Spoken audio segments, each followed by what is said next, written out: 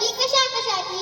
आव मंडळी, डाळ तांदूळ भाजीपाला साबण कपडे चपला मग ते समज घेऊन ये की त्यात अवघड काय? अरे आणू कशात ठेवू कशात? आता तर समजा वस्तू कॅन्टीन मध्येच देतात की. अरे तोच तर मोठा घोटाळा आहे. कसा काय? कॅरी बॅग भरून आणावी, डब्यात भरावी आणि कॅरी बॅग फेकून द्यावी म्हणजेच झालं. गटारात अडकतात, नाल्या तुडुंब भरतात आणि सांडपाणी येतं रस्त्यात. काय सांगता काय बाई? हो तेच तर म्हणते म्या. काय म्हणते?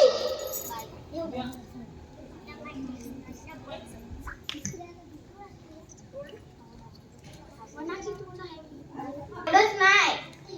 म्हणते अगं माझी हरणी दुधाची म्हैस. आता तिला काय झालं? अगं माझी हरणी मला सोडून गेली. कुठं जंगलात की अरण्यात?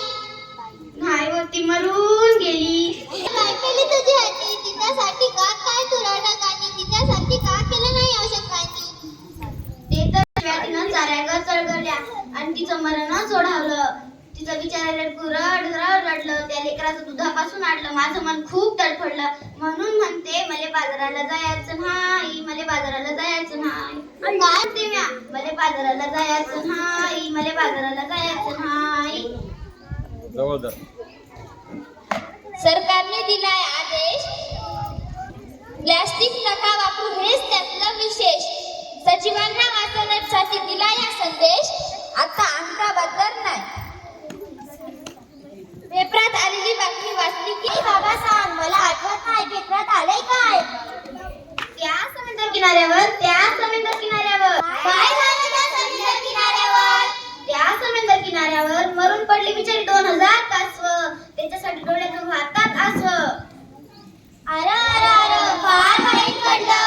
प्लास्टिक विसरून सुद्धा जलचर सुद्धा वाचलं. तेच तर म्हणते म्या, ध्यान देऊ नाही का? एवढंच नाही. आणखी आखरीत घडलं काय? आपण पोरबाळ खाणार काय? आपली काळी माय ओसाड होत आहे. खरंच की काय? नांगरली प्लास्टिकची जाळी वरती आली. म्हणून पीक येईल कसं? कशी मिळतील खंडीवर कणस? कशी? पोरबाळ खाणार काय? आपली काळी माय ओसाड होत आहे. त्यापेक्षा मी सांगतो तसं कर. समध्या लोकांना उपदेश दे.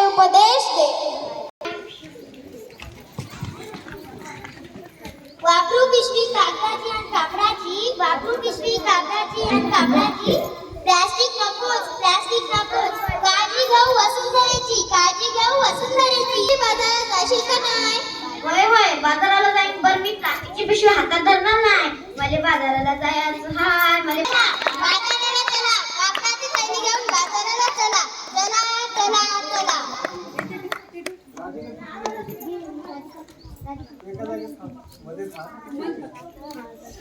कागद कपडाच वापरा.